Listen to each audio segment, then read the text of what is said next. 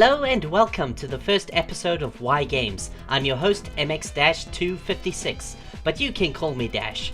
This show will focus on issues in the entertainment industry that I believe need discussing. A lot of people out there may be curious about why things are the way they are in this digital world we now live in, and how it affects us. At the moment, this show will focus on three categories: video games, movies, and cartoons. As you can tell from the title, this episode will be about video games. Alright, let's begin. For many of us, video games have been around our whole lives, although when compared to most other forms of media, video games have been widespread for just a few decades, but underwent many changes. To try and categorize these changes and major leaps in technology, these eras are referred to as generations. We are now currently in the 8th generation. The Nintendo Wii U being the first gaming console of this generation, which would soon be followed by Microsoft's Xbox One and Sony's PlayStation 4. But this really only applies to dedicated gaming systems as opposed to portable devices and of course computers in general. At the time of me uploading this video, the PS4 and the Xbox One have not yet been released to the public. But for some reason, a lot of people are skeptical of these supposedly powerful systems. Most of the hate of these systems, and yes, even hate on the PS4, is obviously coming from some PC enthusiasts. There's a lot of criticism going around that states that the PS4 will not be nearly as powerful as a gaming PC, but there is a misconception here. A lot of people are comparing numbers, and that's about it, but fail to look back on console successes in our gaming history. But before we dive into this dangerous territory, I'd like to make this clear. The PC is more powerful than any console on the face of the earth, and it will always be more powerful, assuming you have the money to build a powerful enough PC. Especially when it comes to the upcoming competition. Let's talk about this competition that we call the 8th gen game consoles. We will be using the PS4 as an example. Now, I said earlier that some gamers are saying that the PS4 is much weaker than a good gaming PC. However, this is actually false. It's not just an issue of which one is more powerful, but rather which platform is more efficient in its use of its hardware.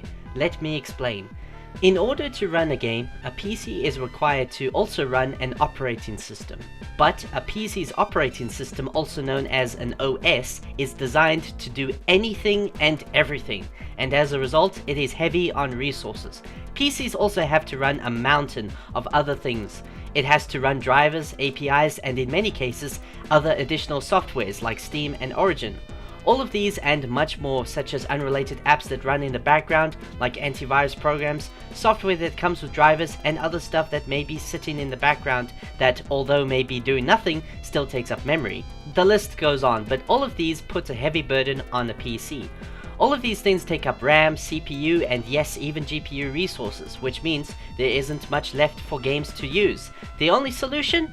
Build an even more powerful PC to make up for the loss in performance and resources. So, why does the PC have to deal with all of these things? There are many reasons, but one of the biggest reasons is compatibility. PCs are extremely diverse, with all different kinds of hardware that come from all different kinds of manufacturers. As a result, incompatibility is a big issue. This is why drivers and APIs exist. Drivers are designed to translate software data into something that the hardware can understand, and APIs are external programs that is a standard that game developers have to conform to. As a result, an API has to run in conjunction with the game at all times. Consoles, however, do not have this problem. Every Xbox 360 is the same. Even the 360S, which uses more advanced hardware than the original FAT360, has been underclocked in order to simulate the original console's hardware in order to maintain that compatibility. So, compatibility isn't an issue, which means all of that stuff that the PC has to worry about is almost non-existent for a console. In fact, for a very long time, consoles only used a BIOS for booting, and that's it. It's only recently that modern consoles have started using operating systems. However, even these OSs are very simple in comparison to an OS for a PC. As a result, they use far less resources. In fact, they are more like an OS that you would find on a tablet or a mobile phone.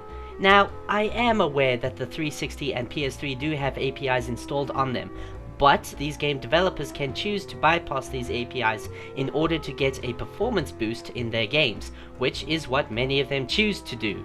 the advantages that a console has been repeated throughout our gaming history, and that lies in the console's ability to do more with less. For an example, way back in 1994, the average person had a PC capable of running Doom 2, but the PlayStation, which was released in Japan also in 1994, could do so much more. Same goes for the Famicom, which is the Japanese version of the NES. It was released way back in 1983, and it took until the late 80s for PCs to be able to do console quality side-scrollers that were common on the Famicom. In fact, I remember I used to have a Pentium 4 with a 1.8 GHz processor. Oh, by the way, this is going to get a bit technical. And that machine struggled to play Need for Speed Underground at a smooth frame rate, and yet the PS2, which had inferior hardware, handled the game pretty well. Now, look, I'm not saying a PC can't do what a console can at launch. If you have the dough, you most certainly can build a monster of a machine that can rival any console.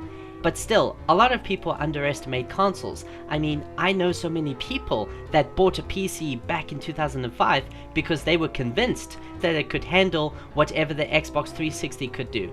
At the time, they were right, but as time went by, they started to realize that their $500 PC from 2005 could not handle some of the more recent games like Crysis 2, and yet the 360 could.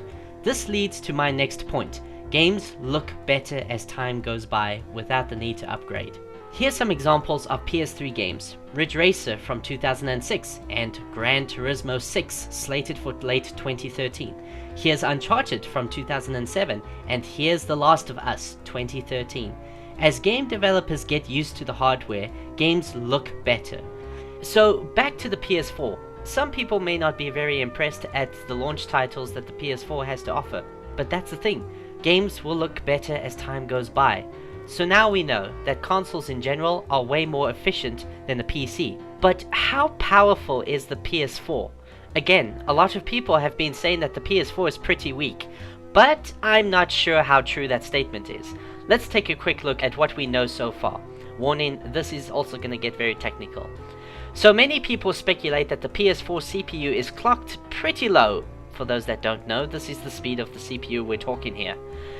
However, if you take into account that the CPU has 8 cores as opposed to just 4, then basic math would suggest that this is the same as a CPU that has 4 cores that is clocked rather high. I also should mention that the PS4 has a 28 nanometer CPU. Some of the fastest CPUs for PCs are measured between 32 and 22. So from these numbers, we know that the CPU isn't as bad as everyone is making it out to be. As a matter of fact, it's actually pretty good. Same goes for the GPU. Sure, it may not be the fastest single GPU on the market like the GeForce GTX 680, but it ain't no slouch either. But the most important thing that I should point out is that the CPU is on the same die as the GPU, which means communication between the two processors will be much faster than what PCs have been doing in the past. And finally, we have the RAM. Sure, 8 gigs is definitely a good thing. However, that's not what I'm interested in. It's the kind of RAM that it's using. GDDR5. Even PCs don't have this kind of RAM, and this is a great benefit to the console.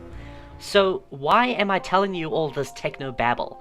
Well, I don't think the PS4, and even the Xbox One for that matter, will be inferior to the average gaming PC. But once again, I'm not saying that the PS4 will outdo the fastest PCs out there. In fact, for all we know, there may be a bottleneck that we're not aware of that may limit the PS4 in one way or another. But at the moment, things are actually looking good. All that I'm saying is, some PC fanboys can be a bit biased and ignorant at times. You know whom I'm talking about, the ones that love comparing their brand new rigs to an already 8-year-old console, the ones that focus too much on graphics and not enough on the quality of the games themselves. The point of this video is we need to put our pride away and analyze things for what they truly are. To all console fanboys, give it a rest. The PC will always be more powerful than a console. But to all PC fanboys, consoles are more efficient than PCs. This is why they have the most bang for buck. And any PC that costs $400, I'm sad to say just isn't gonna be able to compete against the PS4 and even the Xbox One. If you're gonna build a PC that is just as capable as a console, if not more, be prepared to spend. I love both consoles and PCs, and this video isn't designed to convince anyone of which platform to go for. The whole console versus PC thing is actually pretty immature. I mean, which is better, a Porsche or a Hummer? Well, that depends. Whichever one you like the most, I guess. After all, it's all about the games, isn't it?